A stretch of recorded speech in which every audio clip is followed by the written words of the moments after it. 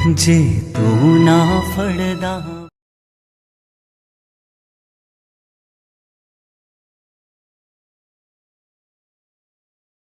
आना आयुष संगत का भी,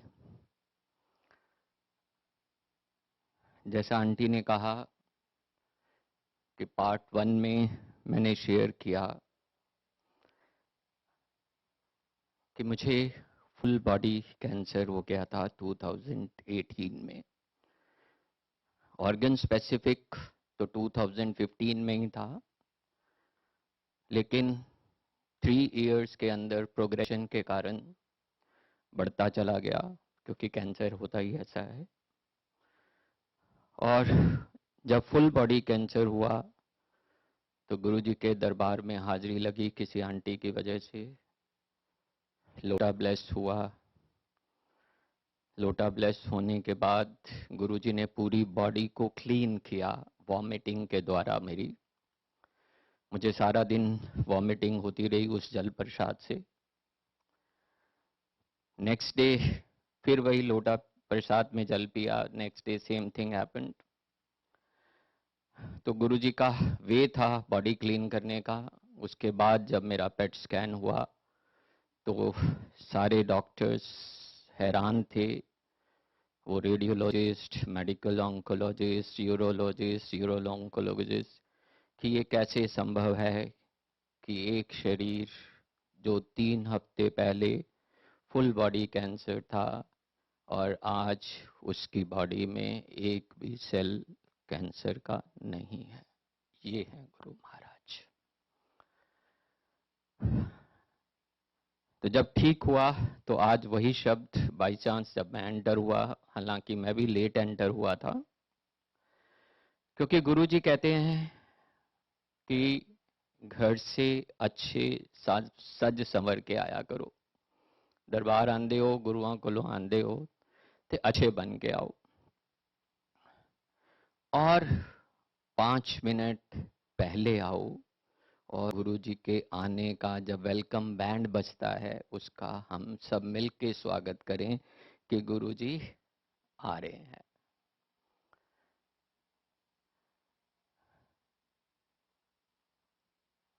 एंटर करते समय जब आप अपनी चप्पलें या जूते उतारते हैं तो अपने दिमाग की सोच को भी वहीं छोड़ के आए, क्योंकि मैं भी डॉक्टर हूँ। एनालिसिस साइंटिस्ट लोगों का काम होता है कि हर चीज में ऐसा कैसे संभव है, कैंसर क्योर हो जाते हैं, ये चीज हो जाती है। ये एनालिसिस ये बाहर ही छोड़ के आओ, क्योंकि महाराज की जब कृपा होती है तो कोई साइंस कोई चीज काम नहीं करती। तो गुरुजी भी यही कहते थे, सोच से ऊपर हूं मैं, तो सोच को अपनी बाहर ही छोड़ के चपलाती छोड़ के आना है आपको। और अपने मोबाइल को भी बाहर ही स्विच ऑफ कर दीजिए, क्योंकि गुरुजी कहते हैं जब आप सत्संग में बैठे होते हैं और मोबाइल पे किसी से बात कर रहे हैं तो आप जो गुरुजी से ब्लेसिंग ले रहे हैं वो ट्रांसफर हो रही हैं, यानी आपको पूरी ब्लेसिंग्स नहीं मिल रही। ठीक है, आपका बिजनेस है, घर में बच्चे होंगे या छोड़ के आए होंगे, आपको परवाह है, फोन सुनना जरूरी है।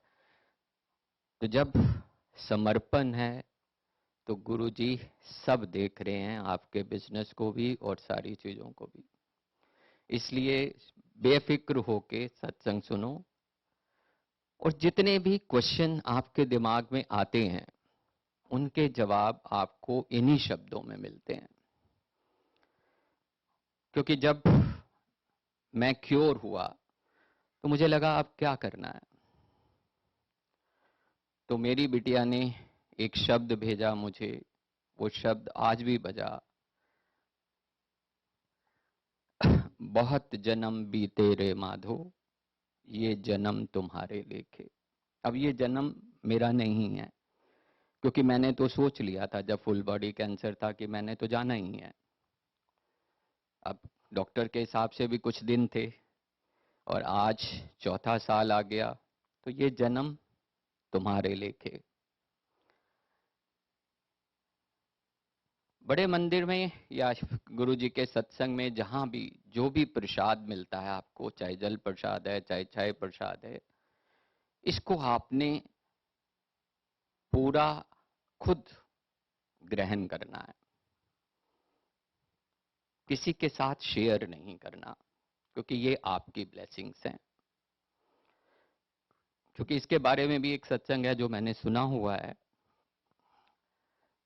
शरद पवार जी जो महाराष्ट्र में पहले चीफ मिनिस्टर भी रहे और अब भी एक नेशनल कॉन्फ्रेंस के लीडर हैं, उनको पैरालिसिस हुआ था एक साइड का।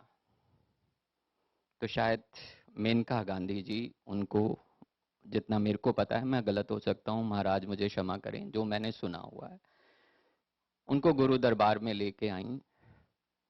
गुरु जी तब चोले में थे।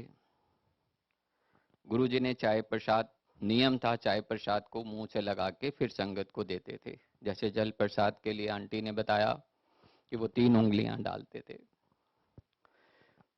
तो गुरु जी ने चाय प्रसाद को मुंह से लगाया, एक घूंट पीकर शरद पवार जी को दे दिया।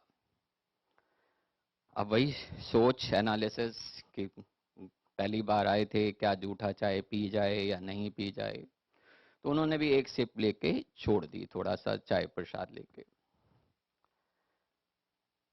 तो संगत साथ साथ बताती रहती है, आपको जो भी संगत सेवादार निर्देश दें उसको गुरु जी का संदेश मानकर ही करना चाहिए। तो उन्होंने वो चाय प्रसाद का कप साथ में रख दिया, पूरा नहीं पिया।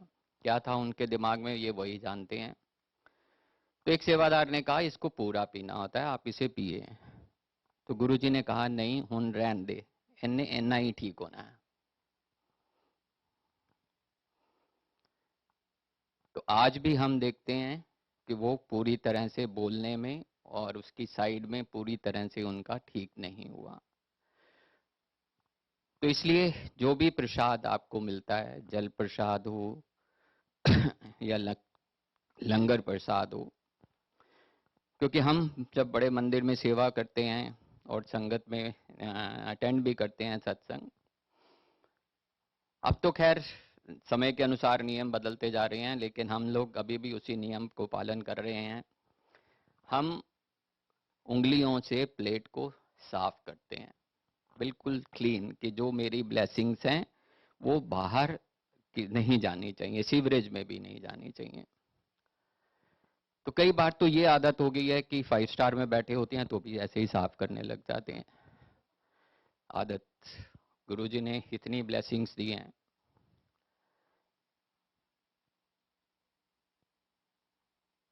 और सत्संग के बीच में से भी उठ के नहीं जाएं, क्योंकि हमने गुरुजी को बुलाया है, गद्दी पे विराजमान है, और हम अपने बिजनेस और काम की वजह से छोड़ के जा रहे हैं गुरुजी को। ये भी नहीं करें।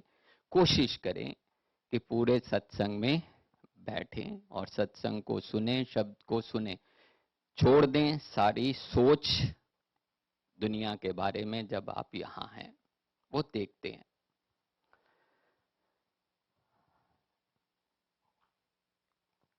घर से बाहर जब निकलते हैं तो यही कि गुरु जी मेरे साथ चलो। और इसी के ऊपर एक छोटा सा सत्संग है मेरा। लास्ट दिसंबर, यही दिन थे मेरा ख्याल, आजकल मिड ऑफ दिसंबर, संडे का दिन था। मुझे एक मीटिंग थी मेरी गुड़गांव में साइबर हब के अंदर। थोड़ा सा लेट हो गया था, तो पहले मैंने सोचा कि मैं ड्राइवर को रहने देता हूँ, क्योंकि मेरा जो ड्राइवर है वो ड्राइवर कम कुक भी है। तो मैंने कहा संडे है, आंटी को काम की ज़रूरत पड़ेगी, तो मैं खुद ड्राइव करके चला जाता हूँ। देन आई थॉट ऑफ कि गाड़ी को पार्किंग में लगाना और मीटिंग अटेंड करना, I will be too late. मैं इसको लेके जाता कि ये पार्किंग कर लेगा मेरे को उतार के, तो I can attend that meeting.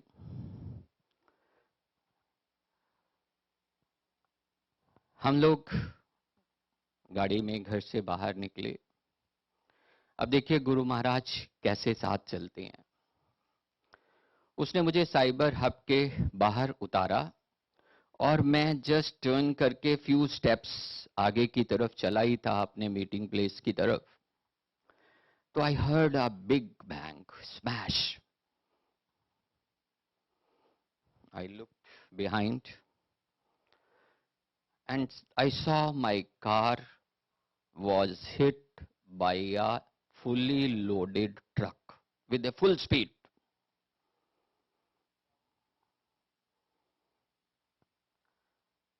I could not see that the whole car, the pilot side, not the pilot side, the co-pilot where I was sitting, was badly hit. और ट्रक स्मैश करने के बाद railing पे, highway की railing से टकरा के आधा नीचे और आधा हाईवे के ऊपर था।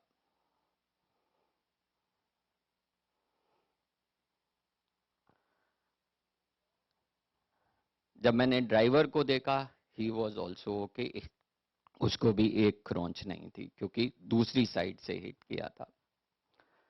अब वही 2 सेकंड का फर्क, अगर 2 सेकंड में वहीं बैठा होता तो क्या हाल होना था वो। तो गुरु महाराज हमेशा साथ रहते हैं,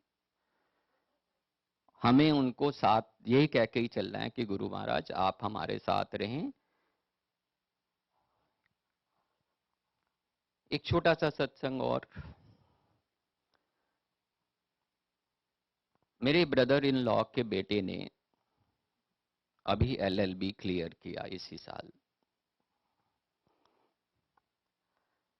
और वो गुरुजी के साथ मेरे बाद में जुड़ा है, और मैं कह सकता हूं उसका पूरा समर्पण है। मेरा समर्पण शायद अभी अधूरा हो, लेकिन उसका पूरा समर्पण है। सुबह 2:30 बजे उठता है, सुखमनी साहब का पाठ करना, फिर उसके बाद अमृत वेला करना, फिर बड़े मंदिर जाता। अब उसके बेटे का, उसने एलएलएम में एडमिशन कराना था, तो 50% मार्क्स उसके एलएलबी में थे।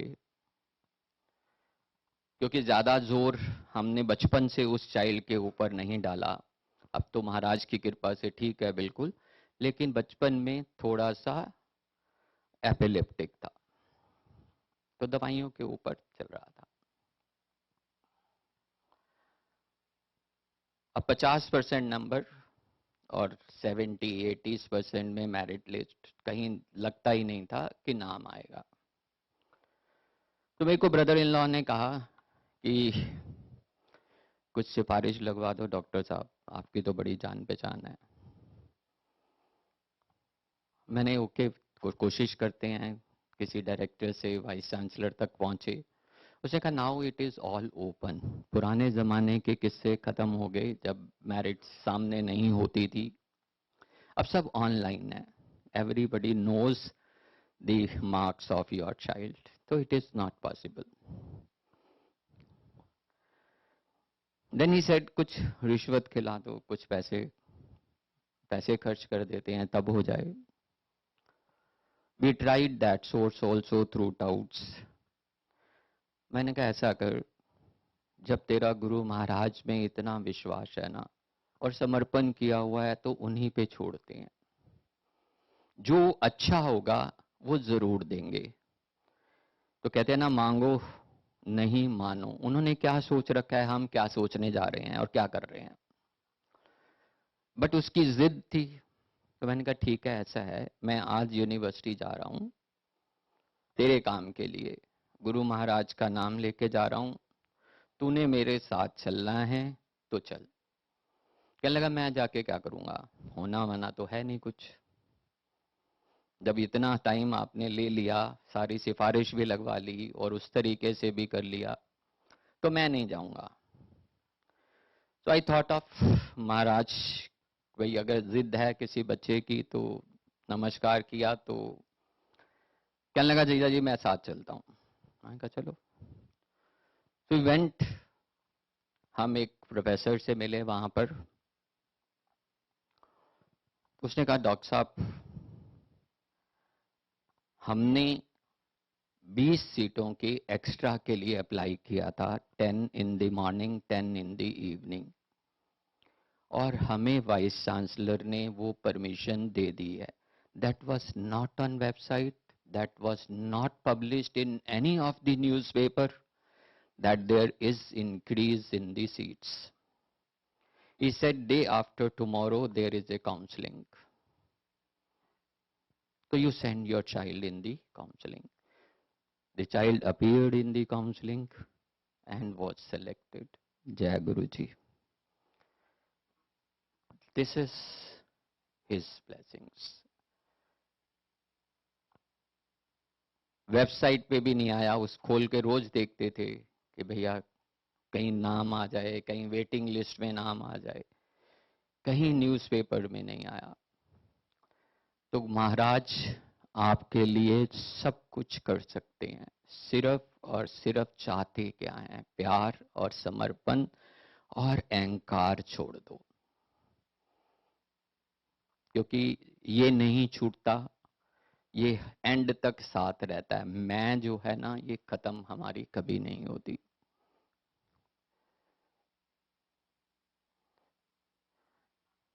एक छोटा सा सत्संग और,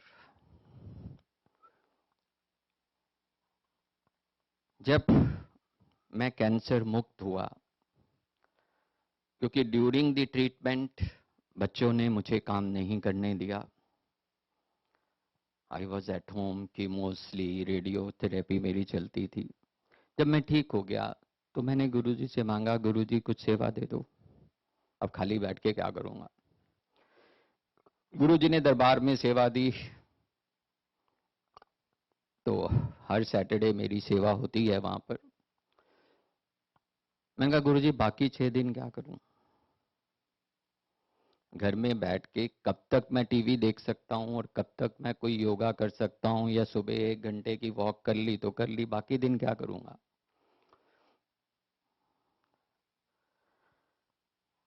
तो गुरुजी ने एक मौका दिया मुझे सोशल सर्विस करने का। उसके बाद फिर ये कोविड आ गया, तो वो सोशल सर्विस भी तकरीबन बंद हो गई। तो अभी कोविड के बाद जैसे ही बड़ा मंदिर खुला था तो अरदास लगाई, अभी बाहर ही आ रहा था, अरदास लगा के मंदिर से बाहर ही मेरे फोन में एक ईमेल था। That was for an interview of a CEO of A NGO. जय गुरु महाराज।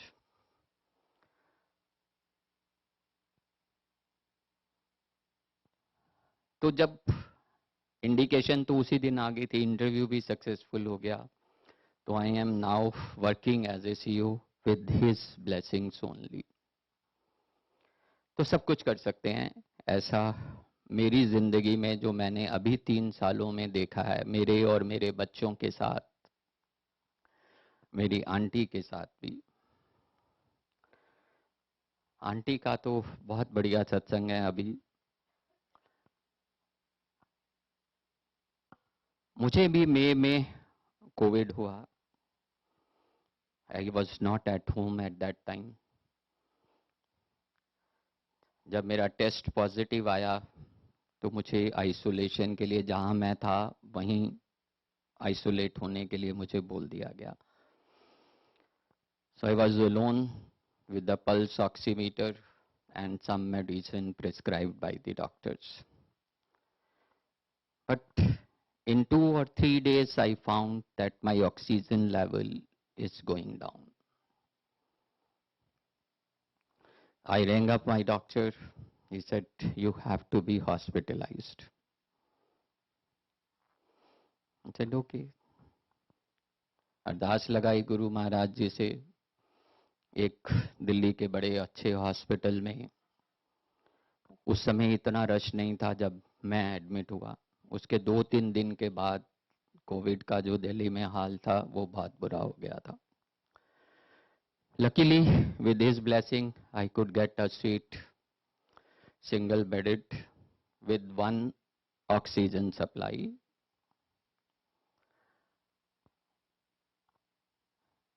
तीन दिन के बाद घर में आंटी को भी कोविड हो गया. Aunty was stable, but aunty के पल्मोनोलॉजिस्ट ने कहा कि आंटी अगर आपको बेड मिल रहा है ना तो अभी एडमिट हो जाओ, बाद में बहुत प्रॉब्लम होने वाली है. तो ऑक्सीजन की माराधारी वहां शुरू हो चुकी थी.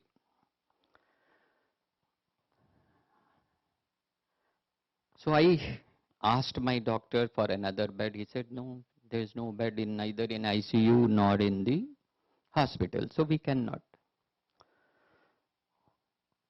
I requested as a doctor to the medical superintendent of the hospital that my wife is sick. And you know, when there is no bed, what can I do? जब खाली होगा हम दे देंगे आपको भी दूसरा भी. I said, okay, आप ऐसा करें, मेरे स्वीट में ही एक बेड और लगा दें.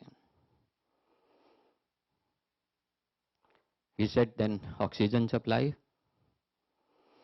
मैंने गुरु महाराज से फिर प्रार्थना की. गुरु महाराज ने एक टेक्नीशियन को भेजा मेरे पास. उसने एक वायर लगा दिया उस आउटलेट में और 2 सप्लाई दे दी. जय गुरु महाराज. एक आंटी के लिए, एक मेरे लिए. तो गुरु महाराज सब कुछ कर सकते हैं. आपके कहने की और सोचने की देर है. हम सोचते भी नहीं है, उनको पहले पता होता है इसको चाहिए क्या. आंटी स्टेबल थी क्योंकि जल्दी में डॉक्टर ने कहा था कि भैया बाद में नहीं मिलेगा. और मेरे से ज्यादा सोशल हैं आंटी. मैं भी सोशल हूं, लेकिन मेरे से ज्यादा सोशल हैं. उनसे किसी का कष्ट देखा नहीं जाता, सोसाइटी में भी, घर में भी, फ्रेंड्स में भी. तो मेरे नेक्स्ट रूम में एक यंग बॉय ऑफ 33 और 32 years age was crying badly. खांसी बहुत थी, सिम्टम्स बहुत खराब थे. आंटी से देखा नहीं गया. आंटी फ्लोरेंस नाइटिंगेल की तरह बिना मास्क के उसके कमरे में चली गई. 1 घंटा आंटी वहीं उसको कंसोल करती रही, पेरेंट्स को कंसोल करती रही कि कुछ नहीं होगा, सब ठीक हो जाएगा, आप चिंता मत करो. आंटी जब वापस आई नेक्स्ट डे से आंटी की कंडीशंस और डिटीरियोरेट होने लग गई. जो स्टेबल थी, ठीक हो रही थी, वो डिटीरियोरेशन में चली गई. तो जो हमारे डॉक्टर थे उस समय वो कहने लगे हम कुछ नहीं कर सकते, we do not know about COVID. अभी हमें ही नहीं पता हमने क्या करना है. हम तो hit and trial method use कर रहे हैं डेल्टा वेरिएंट के अगेंस्ट. तो we can not say anything. The doctor was so negative. मैंने कहा ये तो हमें वैसे ही मार देगा. एटलीस्ट मरना तो और जीना तो ऊपर वाले के हाथ में है, बट ये नेगेटिविटी तो और हमें खराब करेगी. तो I requested for the change of the doctor for aunty. Guruji ने वो रिक्वेस्ट भी असीड करा दी. Doctor was changed, but aunty was given 500 milligram of steroids thrice daily, which is much more than the required protocol. He said no. The doctor was so confident due to his blessings. The thought was given by him to the doctor to go and save the life. He is there. He was there. Though auntie was in unconscious all the time and 24 hours in the with oxygen support. Even मैं भी ये सोच रहा था कि अब aunty, क्योंकि हम उस समय आंटी की सिस्टर को खो चुके थे. मैंने डॉक्टर से कहा मैं इनको बता दूं. कहने लगे नहीं, auntie came to know about the death of her sister 2 months after, when she was at home. After her death, the doctor did not allow. So, looking at the sequences of this hospitalization, and finally after 3 days aunty ने oxygen support उतारी, उसकी खांसी कुछ कम हुई और intake थोड़ा शुरू हुआ। तो गुरु महाराज सब कुछ कर सकते हैं। हम ही कभी कभी विश्वास डामाडोल हो जाता है हमारा। उनको पता है कि कब आंटी को ऑक्सीजन सपोर्ट चाहिए, कब डॉक्टर चेंज चाहिए, कब होल सेम रूम चाहिए, कब वाई चाहिए। उस समय कुछ भी पॉसिबल नहीं था। लोग सड़कों के ऊपर सिलेंडर लेके भाग रहे थे और गुरु महाराज हमारी केयर कर रहे थे। जय गुरु जी।